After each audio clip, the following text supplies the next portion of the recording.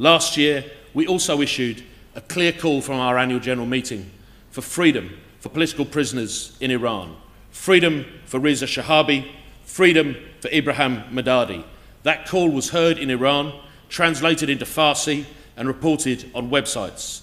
The Iranian regime today continues to attack workers' rights.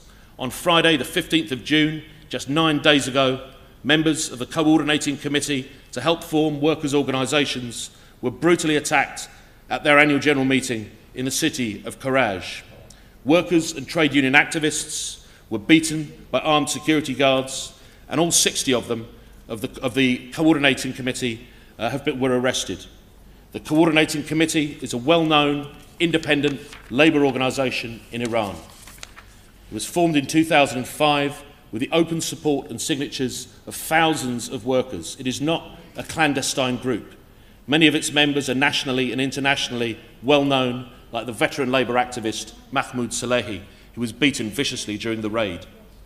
There is absolutely no justification for the brutal police raid and for the continuing detention of 9 members of the Coordinating Committee: Cyrus Fathi, Ali Reza Asghari, Jalil Mohammadi, Saeed Marsban, Masood Salimpour, Maziar Mehpour, Rehane Ansari, Faramaz Fetranejad and Mitraj Humayuni are still in detention today, 10 days after their arrest in Karaj City Prison.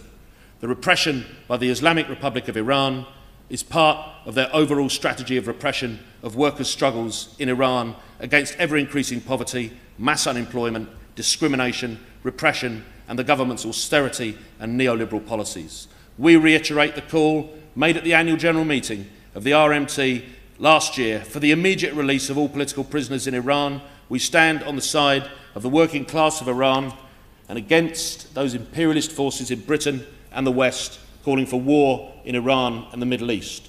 Freedom for Reza Shahabi, freedom for the Coordinating Committee to help form workers' organisations, freedom for all political prisoners in Iran. Imperialist organisations such as NATO and the European Union have an overriding logic and purpose, which is to hollow out and circumvent democratic states and transfer powers to unelected, undemocratic institutions. The anti-democratic, slow-motion counter-revolution which has been going on in our country, in Britain, for 35 years since the orthodoxies of neoliberalism came to dominate our politics. This is why the debate over contemporary political and social issues in Britain has a rather unreal quality.